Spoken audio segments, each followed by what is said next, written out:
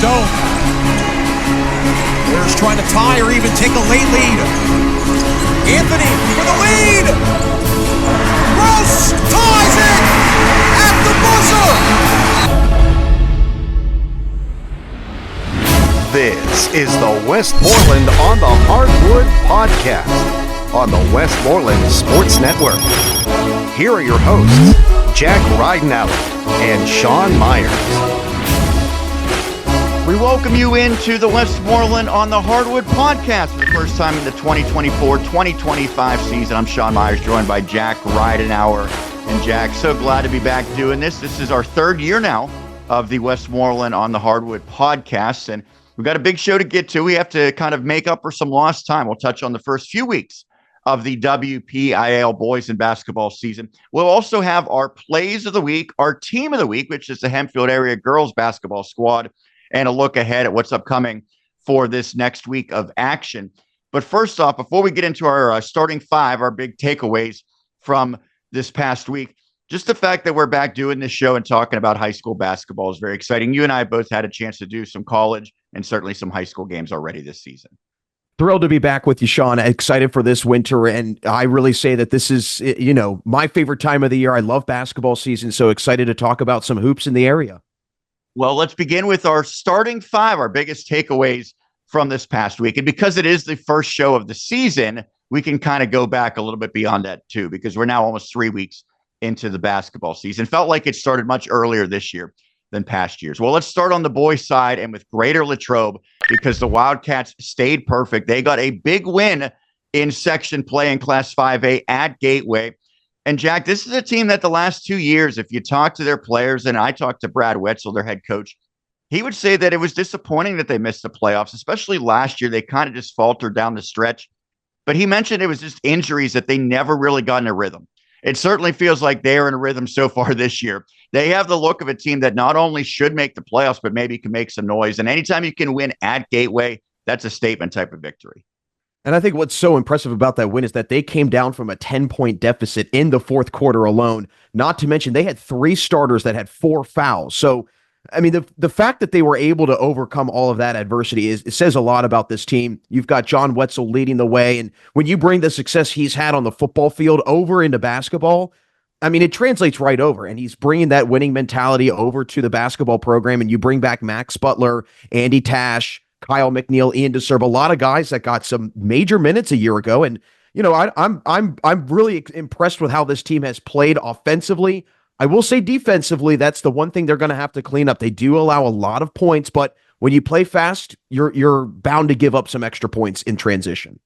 Yeah, I think that's a good point that you mentioned there. They play with pace, so they generally prefer the higher scoring games. It's interesting because I felt like when I saw Gateway last year, the Gators were a team that liked to slow it down and play lower scoring games. So maybe that's a situation where Greater Latrobe was able to get to its preferred style of play more than the Gators were to theirs, because that game was in the 70s, 75-71. Some of the victories earlier in the season for the Wildcats as well. Yeah, they blew out Mount Pleasant. That's a game that they should win. They defeated Richland, which is a District 16, very lopsided. But they beat Hempfield, and I think Hempfield's been a much improved team this year. Meyers is always a good program, albeit with a new coach. And then again, they get that big win against Gateway. So I really like this team. Last year, you talk about, you mentioned John Wetzel. He was one of the guys who battled injuries. They had so many injuries that were kind of carryover from football that they didn't have that rhythm. So it feels like with a clean bill of health this year, this team could go a long way. So they stay perfect, as do the Penn Trafford girls basketball team. And we had a chance to see them firsthand, Jack. I've seen them a couple times now. This is a deep team, even though they lost their best player from a year ago and Olivia Peppel now at the D2 level. I really think that they're better overall because they have so much more depth. Obviously, a big part of that is Tori DiStefano being back to health, but some young players, freshmen, sophomores, and juniors who have carved out much bigger roles this year. And it seems like whoever they put on the floor, those players are contributing. And you mentioned DiStefano. I mean, I think that she's really the driving force for the Warriors. I mean, you always can tell how their team is going to play based on how she's going to play. And when you've got a player like that makes everything happen around her, she gets everybody involved. And you've got really good players alongside her, Cameron Piper, Lauren Martin, who've been playing high-level basketball for a long time. And this team's playing with a lot of confidence. They've got that big win under their belt against Norwin in a close battle, a game that was back and forth. When you've got a win like that and it's early in the season, that's a big test to show to the team that, hey, we can go pretty far. We can go up against a team that, now, albeit Norwin did lose quite a bit from last year. I will understand that. However, they're still the reigning 6A champions, and they beat them. So when you've got that type of win under your belt, I mean, I think it says a lot about this group. I'm really intrigued to see how they play up against Indiana. Both of these two teams, very good defenses. Indiana's allowing the fewest points in the section right now. January 13th and February 6th, the 2 dates that they're going to play. And I think that it could be Indiana and PT really vying for the section this year. Yeah, and you mentioned, I would say, what would be considered their big three players. And then beyond that, they probably have 6 or 7 others who could be starters or get the most minutes in any given night, including a freshman in Rhea Johnson. I think she's very, very good. We've seen the Weissar twins as well play big roles. They didn't start the other night against Greensburg-Salem, but they came out to begin the third quarter. So you can kind of ride the hot hand if you're John Janikis because you have so many talented options. So a great start to the season for Penn Trafford girls. Well, how about the Penn Trafford boys, Jack? You had a front row seat for their thriller in overtime. They outlasted Franklin Regional. I know we're going to see one of the plays in just a few minutes, but man, it feels like that's a big time win for a program, much like on the girls' side. We think they might be more deep this year and a better team overall. I think Penn Trafford boys, you could say the same about. It was incredible to just feel the momentum that was building up in favor of Penn Trafford. Franklin Regional had a 13-point second half lead, and they were down, Franklin Regional, that is, at the half. And they come out, quick 6-0 spurt. Connor Crossy, who was quiet in the first half, explodes in the second half. But I love the way Penn Trafford stuck to the game plan. They were going to press no matter how many points down they were, and they were going to continue to play that aggressive, fast-paced style of defense. And you could tell Franklin Regional was not ready for some of their jump traps at half court, some of those extra traps on the sideline. And as a result, Franklin Regional started turning the ball over. And I remember there was one key turnover down the stretch. Connor Crossy's coming down the sideline, and he almost hop steps along the half court line, tries to kick the ball ahead, and he gets called for a travel. And right there, you could tell, just looking on Franklin Regional's faces, you could tell that all the wind was knocked out of their sails. And then Evan Gross comes in and saves the day. A player that had only one other basket before that, and he hits the biggest shot of the game. Truly, I think an instant classic. They've got a rematch on January 17th. So I'm really excited to see how they fight it out the second time around. And I know it's so early in the season, it's hard to really think of anything taking place before Christmas as maybe a season defining moment. But for Penn Trafford, and I know their coach said this after the game, Doug Kelly says, maybe that is the moment, the game that gets us to a track of, postseason and beyond. So you never know, even though there's still another 2 months basically to go in the regular season. A win now is going to count the same as a win in early February in section play. And that was a section game. So certainly a big one for Penn Trafford, and one that the Panthers will have to try to bounce back from. Well, two teams that haven't had to bounce back from much adversity at all this year reside in the same section in Class 2A. They are great rivals, Greensburg Central Catholic and Jeanette Boys. They are both perfect 5-0 GCC, 4-0 Jeanette. They both won their section opener in 2A Section 1. These teams are very familiar with one another, including in the state playoffs last year they met. And I think that could happen again this year. These two teams look like they're on a collision course. I think right now you would have to say with Aliquippa moving up, these are the two front runners to win the whole thing in Class 2A. And they both reload from last year, and you bring back a ton of talent on GCC's side. You obviously do lose Tyree Turner and Franco Alvarez, but you bring back Liam Gallagher, you bring back Braden Riley, Brady O'Rourke. I mean, these are guys that played major minutes a year ago. You bring in a transfer from Greensburg-Salem and AJ Tarpley. He is outstanding, by the way. He's just a sophomore, but he is a special player for them. And not to mention, Samir Crosby's playing basketball again this year. I know he didn't play last year. Brandon Martin, who's been a talented sophomore, has a Marshall offer under his belt. But then you look at Jeanette, and they're arguably very similar. I mean, they bring back a lot of talent on their side. Kamani Brown comes back, and they are very similar to how Greater Latrobe is they had to wait for a lot of guys to come back from football. And once you get everybody back from football, especially with the way Jeanette played on the gridiron this past fall, you bring over, again, that winning culture from one sport to the next. It translates over, and it's been very evident the way that Jeanette has been playing. And, I mean, they're scoring 75-plus points a game for the last couple games in a row. They've been playing great basketball. So these two are, I think it's going to be a fun one when they meet up the first time around. Yeah, you mentioned Kimani Brown. He was a part of Jeanette football, knocking off Greensburg Central Catholic in the WPIAL playoffs. So is Jace Powell, who's a big part of what they do. Sunder. It's always fascinating to see these two schools do battle because it just means so much more. But this year in particular, it's going to be almost certainly for section supremacy, and maybe looking way far ahead, it might be for the number one seed in that entire bracket. So those two teams have been outstanding so far. It'll be fun to see, especially when they lock horns a couple times in the section. We'll round out our starting five takeaways with a milestone for Paul Sapochny, the returning Greensburg-Salem boys coach. He got his first win of the season. It happened to be number 400 for his career at Greensburg-Salem. He has about 75 wins elsewhere. This has been the first time in about a dozen years that he's guided the Golden Lions. And I know when I interviewed him, he said, the players now probably don't know about me, but probably their parents recognize my name. It's incredible for a coach to win 400 games at the same place, but it's really special for him because, like I said, it's been about a decade. I would imagine he thought he would never be back there as the head coach. So for it to come together, for them to get a win, and not only a win, Jack, they kind of blew out York. I look back to last year, Greensburg-Salem, I think, had 4 total wins, and they were all by single digits. So the fact that they won a game by like 30-some, they might not be a great team this year, but I think they're going to be an improved team. And a big part of that is having a coach who has been there, done that, and had so much success, in particular at this school. Yeah. And I mean, like you mentioned, they're not off to a great start, but you get a win like that, it can really build some confidence and some big time momentum. Not to mention, I'm sure the players were riding a little bit of that milestone, wanting to get that win for coach. So congratulations to coach, a huge milestone, well-deserved. Yeah, they put a really nice picture out there, the whole team holding up the 400. And did you notice Gene Brisbane, our good pal, is part of that? He is the assistant to Paul Sapochny. Of course, Paul made the joke that they were two very young coaches when they started their career, and now they're two fossils on the sideline now for the Golden Lions. So congrats to him. Greensburg-Salem's head coach wins his 400th game guiding the Golden Lions. Well, now let's transition to our plays of the week. We've got 3 plays to touch on from this past week. And Jack, we'll begin with the game you're very familiar with, the Penn Trafford boys, because it was high drama in Harrison City on Friday. The Warriors edged rival Franklin Regional in overtime.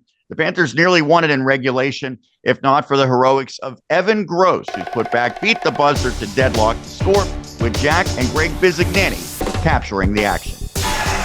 Stone. Warriors trying to tie or even take a late lead. Anthony for the lead. Gross ties it at the buzzer. At the buzzer. Evan Gross swoops in like Superman. Penn Trafford overcomes the 13-point deficit, and we've got free basketball. Now, a lot of times it is a second shot that wins it or ties it here. They've got a good look by Anthony. He's had the hot hand. He's had 3-3. You can see him. He just comes in. Let's see if he gets it off. Clearly off before the time ran off. What a play by Evan. I mean, just incredible the whole way through. Watch the ball come off the rim. And right now, I mean, that's the biggest shot for PT this season. And by the way, I know that Anthony missed that 3, but that kick-out pass from the post to him was an incredible look. That would have been obviously the biggest story had that shot go down, but instead it's Gross who gets to play the hero. What a win for Penn Trafford boys. Well, let's stay in the same district. We'll transition now to the Penn Trafford girls, and the Warriors remained undefeated on Thursday, convincing win against Greensburg-Salem in the section opener. PT's win was highlighted by its defense, creating offense, including Tori DeStefano, who came up with a steal, and then dished a beautiful assist to Cam Piper, who elevated for the layup as detailed by Jack and myself. Beasley. Shavicki gets hounded. Knocked away by DeStefano. Lobs. Piper finishes. Beautiful touch finish, and DeStefano putting that one right where she can catch it. Jack, obviously defense was pretty impressive in this game. And DeStefano, I mentioned she is a stat stuffer because she leads the team in assists, leads the team in steals. Going into that game, at least, led the team in scoring. And she was able to get both the steal and the assist on one play. And I know that PT is very happy to have her back. Like I mentioned earlier, she is what makes this whole team go. So it could be a big-time season ahead for the Warriors. We will wrap up Plays of the Week with the Hempfield Area girls, and the Spartans cruised to a lopsided win at home against Plum on Friday, and they did so once again fueled by their defense. They applied the pressure all night long, right from the start, engineering a 12-0 start capped by a steal and layup by Ali Servola, as called by myself and John Bainbridge. A lot of the scores so far for Hempfield have been inside the paint, penetrating and also offensive rebounds, another steal. Defense leading to offense, and that's good for Servola, and that will prompt a timeout. A terrific start by the Spartans, a 12-0 lead. Well, Jack, it was a great start. It was not the prettiest game offensively for either team, including the Spartans, who, got to 50 points and won the game, but they missed plenty of shots.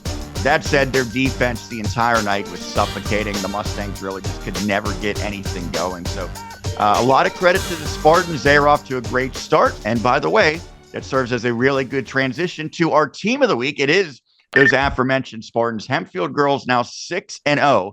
They have not opened section play yet. They will soon. But when you look at this team overall, it is unbelievable. The fact that they struggled so badly to finish last season, and you wouldn't know it at all based on the start that they've had this year. Now, when you're a 6A team, you play non-section, you're usually playing smaller schools. So you're expected to win many of those. But the way they're winning the game, just putting the clamps down, has me believing that this is, maybe something that is sustainable even once they get into the rigors of 6A. They've allowed more than 40 points one time this season so far. Pretty staggering, to say the least. And they bring back a lot of players from last year. Again, the continued theme with a lot of these strong starts for Westmoreland County teams is the experience. When you bring back sophomores that were, or you bring back juniors that were once sophomores playing at the varsity level, you bring back juniors that were once sophomores and seniors that are once juniors, and so on and so forth.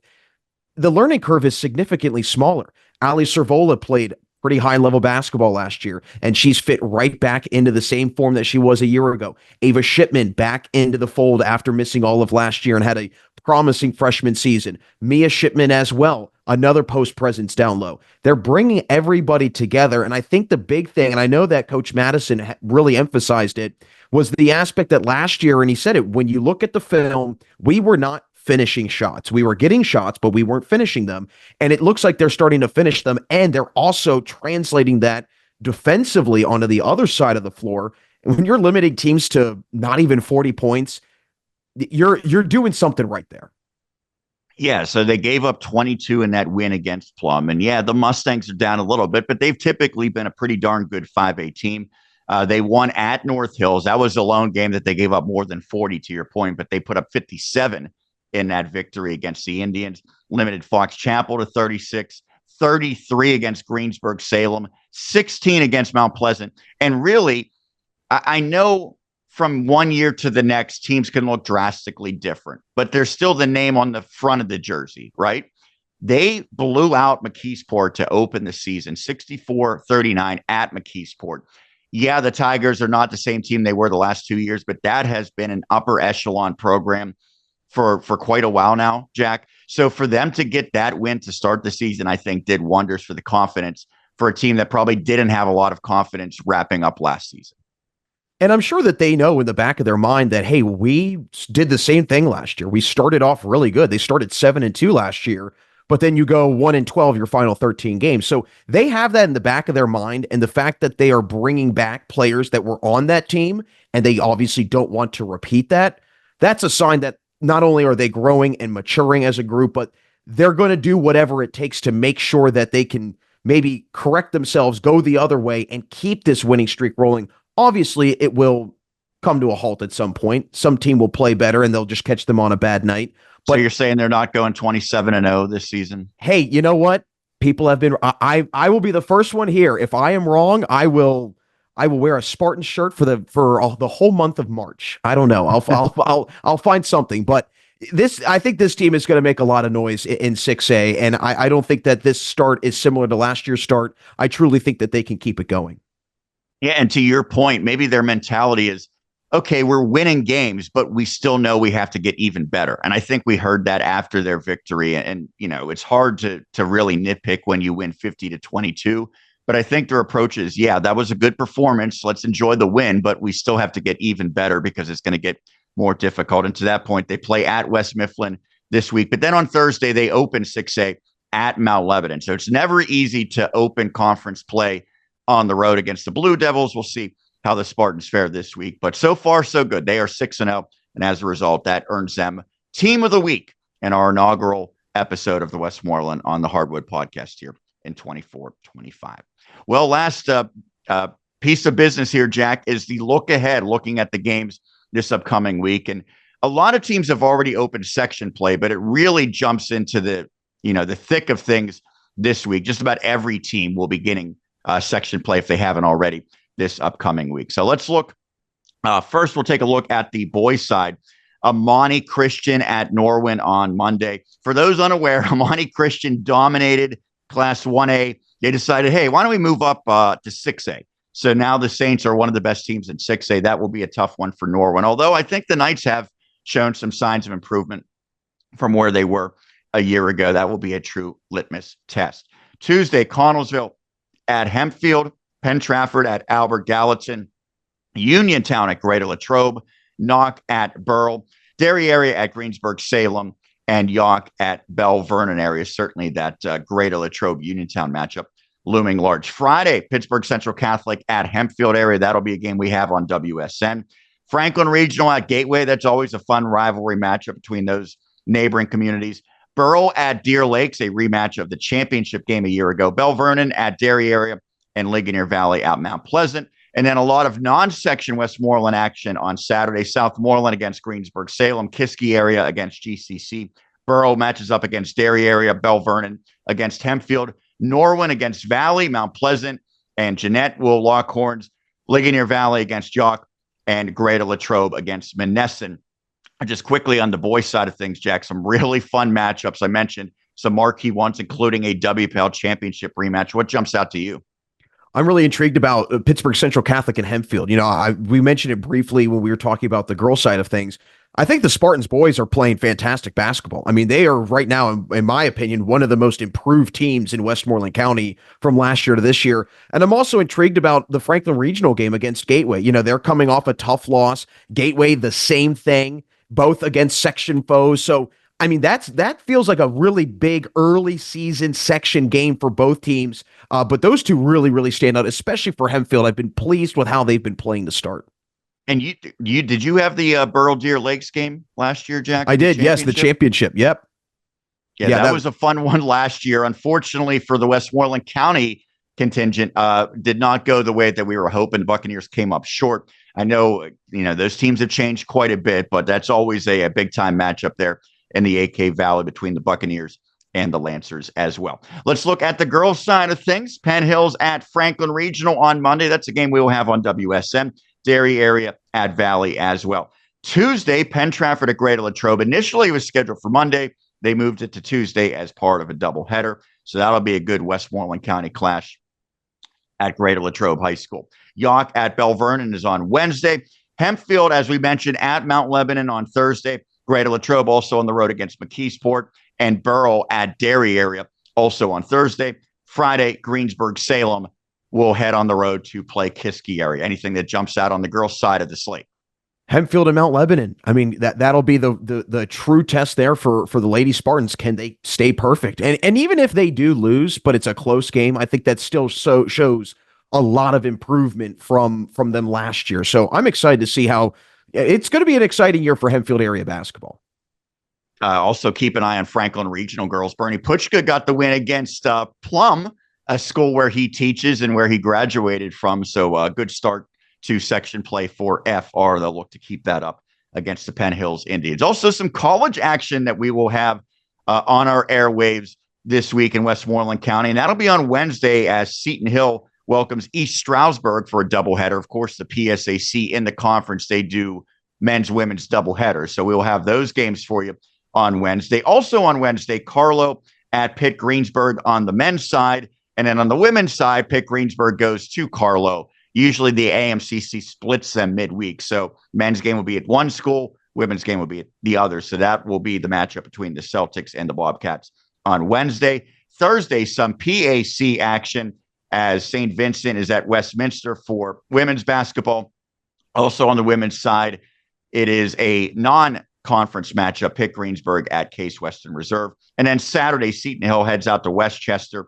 That will be a boys or men's, women's doubleheader, and Pitt Greensburg at Allegheny College for men's basketball. Anything that jumps out? I know we're going to have the call of Seton Hill together, but you're also a PAC guy in your own right, Jack.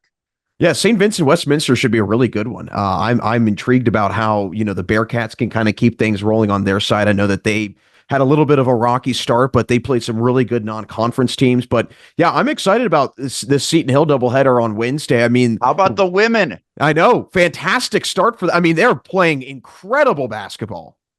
Yeah, looking forward to that one. They have been truly one of the biggest stories across Westmoreland County so far this basketball season. Maeve Gallagher has done some incredible work guiding the Griffins.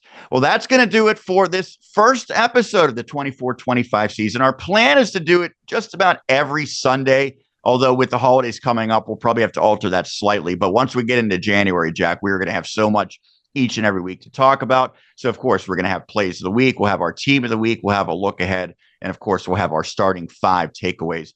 Just about every single week, you can catch us right here on the Westmoreland Sports Network's YouTube channel. So make sure you subscribe to YouTube and certainly follow us on all social media as well. But that will do it right here for the first episode of the Westmoreland on the Hardwood Podcast with my colleague Jack Ridenour. Sean Meyers signing off. We'll catch you again on YouTube next week on the Westmoreland Sports Network. This is the Westmoreland on the Hardwood Podcast on the Westmoreland Sports Network.